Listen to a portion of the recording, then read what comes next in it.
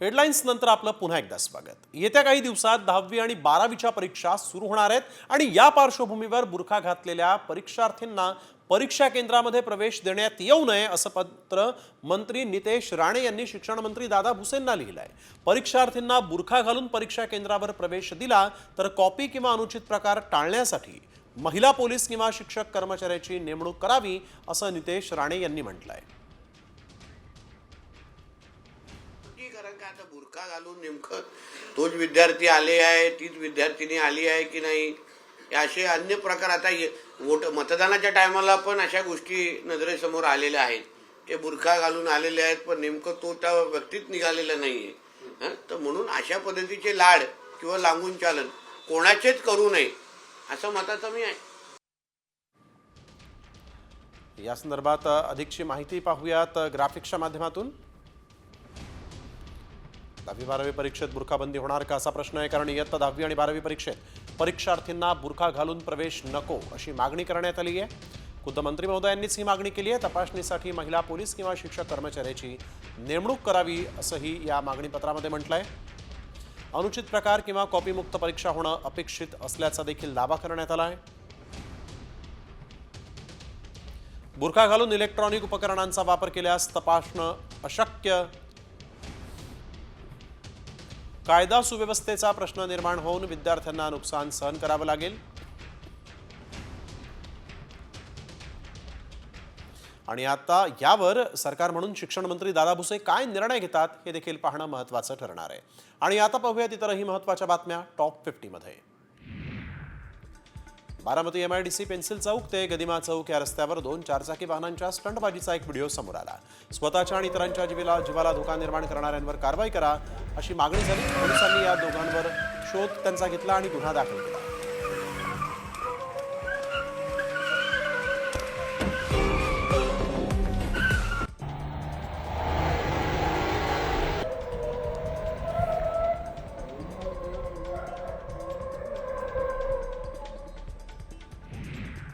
लातूरच्या जुना औसा रोड परिसरात 4 नशा करून आलेल्या टवाळखोरांनी दुचाकी आणि व्यावसायिकांच्या गाड्या फोडलेल्या आहेत। दिवसाढवळ्या टवाळखोरांनी दगड आणि हातामध्ये काट्या घेऊन दहशत माजवण्याचा प्रयत्न केला। अखेर पोलिसांनी या टवाळखोरांच्या मुसक्या आवळल्या आहेत।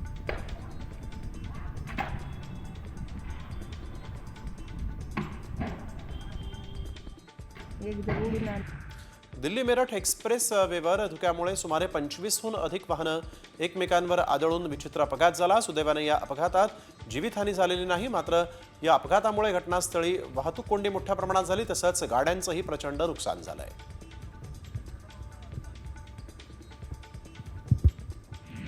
कॉम्रेड गोविंद पानसरे हत्या प्रकरणातील आरोपींना मुंबई उच्च न्यायालयाकडून जामीन मंजूर करण्यात आलेला आहे। न्यायमूर्ती AS किल्लोर यांच्या एकलपीठाकडून हा निर्णय देण्यात आलेला आहे। गोविंद पानसरे हत्या प्रकरणातील आरोपी अटक झाल्यापासून तुरुंगातच होते। अभिनेता सैफ अली खानवर चाकू हल्ला करणाऱ्या आरोपीची न्यायालयीन कोठडीत रवानगी करण्यात आलेली आहे। सैफ अली खानवर चाकू हल्ला केल्याप्रकरणी मोहम्मद शरीफुल शहजादला अटक करण्यात आलेली आहे। मुंबई पोलिसांनी आरोपीला पोलीस कोठडीमध्ये ठेवण्याची मागणी केली, मात्र कोर्टानं ती मागणी फेटाळून लावत आरोपीला 14 दिवसांची न्यायालयीन कोठडी दिलेली आहे। मुंबईतील जुहूमध्ये अवैधरित्या राहणाऱ्या 12 बांगलादेशींना अटक करण्यात आली। मुंबई पोलिसांच्या विशेष पथकानं ही कारवाई केली असून त्यांच्याकडून काही पासपोर्ट आणि कागदपत्र जप्त करण्यात आलेली आहेत। तसंच ठाण्यातील उथळसरमधून देखील 4 बांगलादेशी महिलांनाही अटक करण्यात आलेली आहे। शिवसेना शिंदे गटाचे डहाणूचे पदाधिकारी अशोक धोंडी यांच्या शोधासाठी पोलिसांनी 8 पथकं तयार केली आहेत। धोंडी यांच्यासोबत घातपात झाल्याचा संशय पोलिसांना आहे। आतापर्यंत पोलिसांनी 4 आरोपींना ताब्यात घेतलेलं आहे।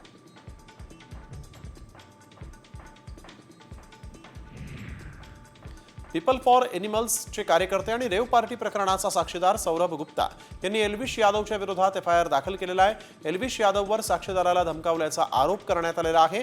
गाझियाबादमधील नंदग्राम पोलीस ठाण्यामध्ये एल्विश यादवच्या विरोधात FIR दाखल करण्यात आलेला आहे।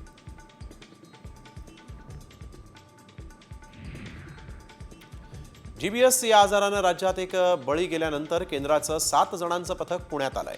हे पथक पुण्याच्या नांदेड गावामध्ये पाहणीसाठी पोहोचलं, मात्र पथक विहिरीची पाहणी न करताच परत जात असल्याचा आरोप स्थानिकांनी केला।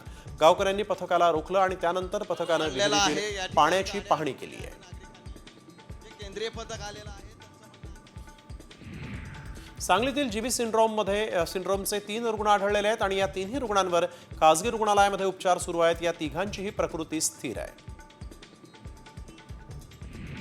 लातूरमध्ये जीबीएस या आजाराचे 2 संशयित रुग्ण आढळले आहेत. संशयित रुग्णांवर लातूरच्या विलासराव देशमुख शासकीय वैद्यकीय महाविद्यालयाच्या रुग्णालयामध्ये सध्या उपचार सुरू आहेत. जीबीएसची शक्यता लक्षात घेऊन अगोदरच रुग्णालयामध्ये कक्ष स्थापन करण्यात आलेला आहे.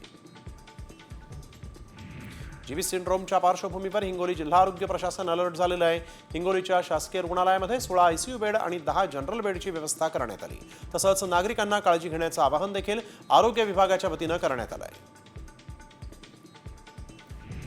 भारत इंग्लंड चौथ्या T20 सामन्यावर देखील जीबीएसचं सावट पाहायला मिळत आहे. 31 जानेवारी रोजी महाराष्ट्र क्रिकेट असोसिएशनच्या गहुंजे येथील स्टेडियमवर हा सामना रंगणार आहे. तर जीबीएसचा प्रादुर्भाव टाळण्यासाठी म्हणून राज्य सरकारनं योग्य ती खबरदारी घेण्याच्या सूचनाही दिलेल्या आहेत.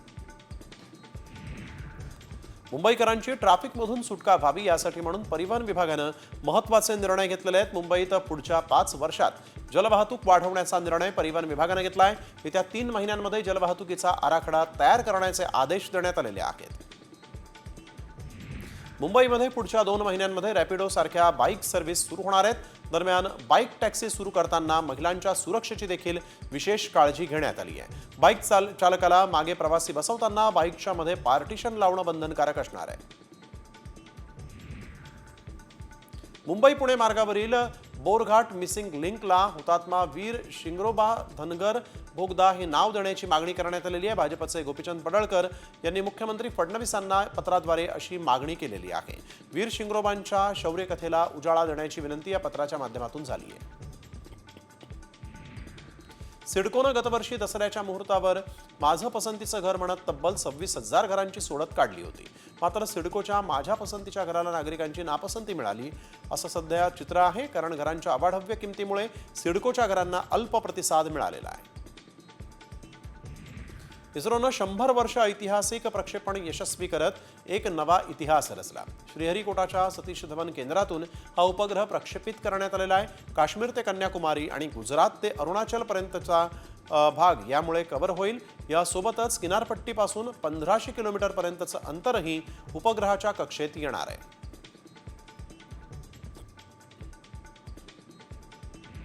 कल्याणच्या सुभाष मैदानामध्ये इंडोर स्टेडियम प्रकल्पाला क्रिकेट प्रेमींनी विरोध केला आहे. माजी केंद्रीय मंत्री कपिल पाटील यांनी मैदानाची पाहणी केली आणि या पाहणी दरम्यान क्रिकेट प्रेमींनी त्यांना घेराव घातला. इंडोर स्टेडियम प्रकल्प होऊ देणार नसल्याची भूमिका मनसे आणि क्रीडा प्रेमींनी व्यक्त केली आहे.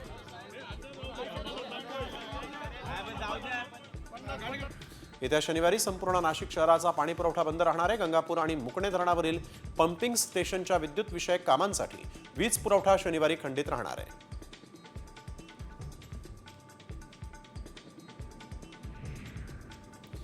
जायकवाडी धरणामध्ये अग्निपंख पक्ष्यांचं आगमन झाल्यामुळे पर्यटकांना वेगळा आनंद मिळतोय. साधारणतः ऑक्टोबर-नोव्हेंबरमध्ये येऊन मार्च-एप्रिलपर्यंत हे पक्षी परत जातात आणि या कालावधीत उत्तर भारतात बर्फवृष्टी होत असल्यामुळे अन्नाच्या शोधात हे पक्षी भारताकडे स्थलांतर करत असतात.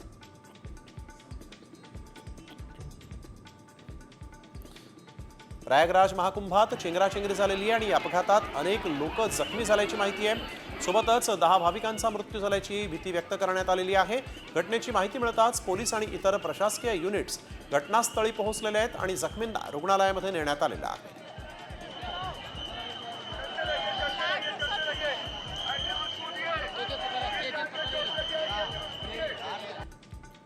दरम्यान प्रयागराजमधील चेंगराचेंगरीच्या घटनेची पंतप्रधान मोदींनी माहिती घेतलेली आहे. मोदींची उत्तर प्रदेशचे मुख्यमंत्री योगी आदित्यनाथ यांच्यासोबत फोनवरून चर्चा झाली. जखमींवर सुरू असलेल्या उपचाराची माहिती यावेळेस घेण्यात आली आहे. जवळच्या घाटावरच स्नान करण्याचं आवाहन मुख्यमंत्री आदित्यनाथ यांनी भाविकांना केलेलं आहे. संगमावर जाण्याचा प्रयत्न करू नका, तसंच अफवांवर विश्वास ठेवू नका, प्रशासनाला सहकार्य करा असं आदित्यनाथ यांनी म्हटलंय.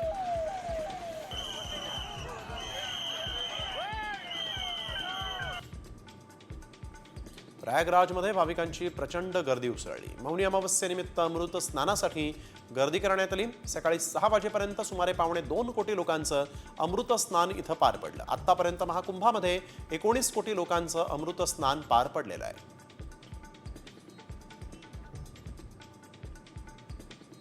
चेंगराचेंगरीच्या दुर्घटनेनंतर कुंभमेळ्यामध्ये साधू संतांकडून प्रतिकात्मक विधी आणि स्नान करण्यात आलेलं आहे. रामदेव बाबासह आखाड्यातील संत महंतांच्या उपस्थितीमध्ये प्रतिकात्मक इथं पूजाही पार पडल्या.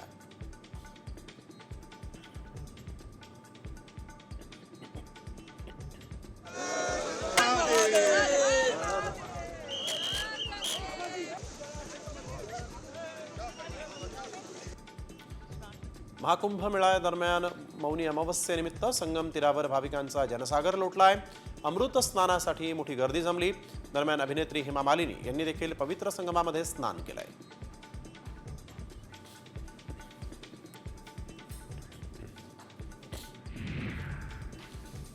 सरपंच हत्येप्रकरणी मी दोषी असेन तर राजीनामा घ्या असं विधान धनंजय मुंडेंनी केलंय. मला 51 दिवसांपासून टार्गेट केलं जात आहे असा आरोपही मुंडेंनी केला. तसंच सरपंच हत्येप्रकरणी दोषींना फाशी द्या अशी मागणी यावेळेस मुंडेंनी केली. धनंजय मुंडेंच्या पक्षाचा राष्ट्रीय अध्यक्ष मुंबईत आहे, मात्र त्यांच्या पक्षांचा मंत्री हा खुलासा द्यायला दिल्लीत जातो ही महाराष्ट्राची अवस्था आहे असं म्हणत संजय राऊत यांनी धनंजय मुंडेंना टोला हाणलाय.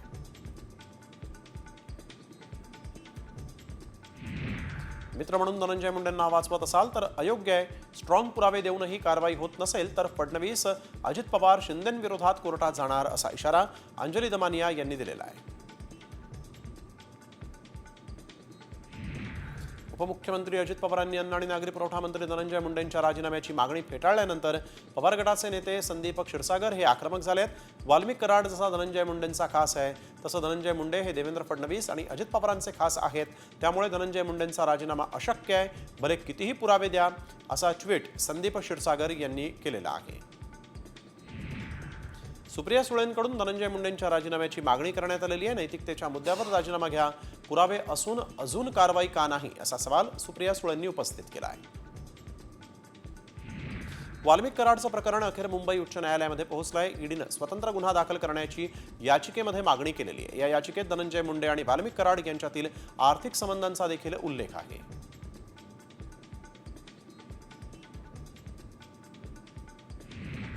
दिवसेंदिवस वाल्मिक कराडच्या संपत्तीचा आकडा वाढतोय. लातूरात वाल्मिक कराडची संपत्ती असल्याचं समोर आलेलं आहे. दुसरी पत्नी ज्योती जाधवच्या नावावर लातूरमध्ये बंगला आहे आणि लातूरच्या उच्चभ्रू वस्तीत हा बंगला आहे. त्याची किंमत 5 ते 6 कोटी रुपये असल्याचंही कळतंय. बीड सरपंच संतोष देशमुखांच्या हत्येला 51 दिवस पूर्ण झालेत. त्यांच्या हत्येतील आरोपी कृष्ण आंधळे अजूनही फरार आहे. आरोपी फासावर लटकत नाही तोपर्यंत लढत राहणार असा निर्धार धनंजय देशमुख यांनी व्यक्त केला आहे. अजित पवार यांनी निरोप पाठवला तर त्यांची भेट घेणार असंही त्यांनी म्हटलेलं आहे. सरपंच संतोष देशमुख हत्येप्रकरणी कृष्ण आंधळेच्या आई-वडिलांना सीआयडीनं चौकशीसाठी बोलावलं होतं. कृष्ण आंधळेच्या आई-वडिलांच्या चौकशीतून काही धागेदोरे हाती मिळतात का असा आता तपास यंत्रणांचा प्रयत्न आहे. बीडच्या पोलीस दलातील भास्कर केंद्रे हा पोलीस कर्मचारी गेल्या 15 वर्षांपासून परळीतच आहे. त्याच्याकडे स्वतःचे 15 जेसीबी आणि 100 टिप्पर असल्याचा खळबळजनक आरोप सुरेश धस यांनी केला आहे. मटक्यावाल्या सोबतची या पोलिसाची पार्टनरशिप असल्याचा आरोपही धस यांनी केला आहे. ओबीसी आरक्षणाबाबत रखडलेल्या याचिकेमुळे स्थानिक स्वराज्य संस्थांच्या निवडणुका रखडल्या आहेत. आता ही सुनावणी अंतिम टप्प्यामध्ये आल्याची माहिती आहे. ओबीसी आरक्षणासंदर्भातल्या याचिकेवरील सुनावणी पुढील आठवड्यात होऊ शकेल असा विश्वास सरकारनं व्यक्त केला आहे. स्थानिक स्वराज्य संस्थेच्या निवडणुकीसाठी कामाला लागा अशा सूचना अजित पवारांनी आपल्या आमदारांना दिल्या आहेत.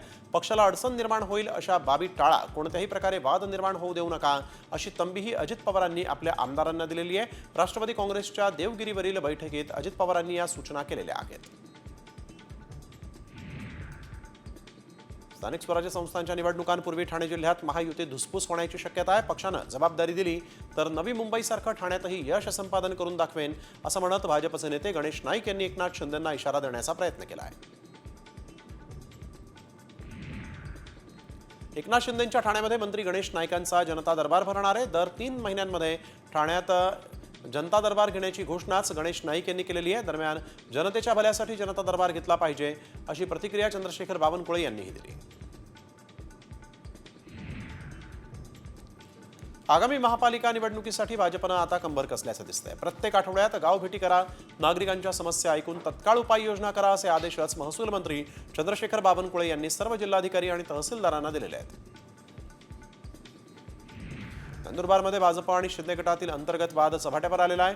भाजपचे नेते विजयकुमार गावित यांनी नाव न घेता शिंदे गटाचे आमदार आमशा पाडवींवर निशाणा साधलेला आहे. आगामी निवडणुकीमध्ये किती लोक एकत्र आले तरी जनतेचा गावित परिवारावरच विश्वास आहे असंही म्हणत विजयकुमार गावित यांनी शिंदे गटाच्या नेत्यांनाही टोला हाणला आहे. ठाकरे गटाचे नेते आदित्य ठाकरे यांनी पत्रकार परिषद घेत सरकारवर निशाणा साधला. मुंबईतील सगळ्या जमिनी अदानींच्या घशात घालण्याचा प्रयत्न सरकार करत आहे असा आरोप आदित्य ठाकरेंनी केला. तर हे सरकार जनतेसाठी आहे की अदानींसाठी असा सवाल देखील आदित्य ठाकरेंनी उपस्थित केला आहे. मंत्री पंकजा मुंडेंनी अजित पवारांची भेट घेतलेली आहे. उपमुख्यमंत्री अजित पवारांच्या मंत्रालयातील दालनामध्ये बीड आणि नाशिक जिल्हा बँकेच्या संदर्भात बैठक होतीये आणि या बैठकीआधी मंत्री पंकजा मुंडेंनी अजित पवारांची भेट घेतली. महाराष्ट्र वाऱ्यावर सोडून मुख्यमंत्री देवेंद्र फडणवीस नेहमीच दौऱ्यावर जातात असं म्हणत ठाकरे गटाचे खासदार संजय राऊतांनी देवेंद्र फडणवीसांवर घणाघात केला आहे. तर एकनाथ शिंदेंना बिनखात्याचं मंत्री केलं तरी ते मंत्रीपद सोडणार नाहीत कारण त्यांच्या डोक्यावर तपास यंत्रणांची टांगती तलवार आहे असं म्हणत ठाकरे गटाचे खासदार संजय राऊत यांनी शिंदेंवरही हल्ला केला आहे. जिशान सिद्दीकींनी उपमुख्यमंत्री अजित पवारांची भेट घेतलेली आहे आणि यावेळेस पोलिसांच्या तपासावर संतुष्ट नसल्याचं त्यांनी सांगितलं. ज्यांचं नाव पोलिसांना दिलं त्या बिल्डर्सची चौकशी का करत नाही असा सवाल करत सत्तेत असून माझी अशी अवस्था असेल तर जनतेचं काय होत असेल असंही सिद्दीकी यांनी म्हटलंय. भंडाऱ्यामध्ये राष्ट्रवादीच्या शरद पवार गटात मोठा फेरबदल झालेला आहे. जिल्हाध्यक्ष किरण अतकरी यांची उचलबांगडी करण्यात आलेली आहे. माजी आमदार चरण वाघमारे यांची जिल्हाध्यक्षपदी नियुक्ती झालेली आहे. राष्ट्रवादी शरद पवार पक्षाचे प्रदेशाध्यक्ष जयंत पाटलांनीही अशा आशयाचं पत्र चरण वाघमारेंना दिलं आहे. भाजप विधान परिषदेचे आमदार रणजित सिंग मोहिते पाटील यांच्यावर लवकरच कारवाई केली जाण्याची शक्यता आहे. पक्षविरोधी कारवाई केल्याचा ठपका रणजित सिंग मोहिते पाटलांवर ठेवण्यात आलेला आहे आणि त्यासाठी भाजपनं त्यांना कारणे दाखवा नोटीसही बजावली होती.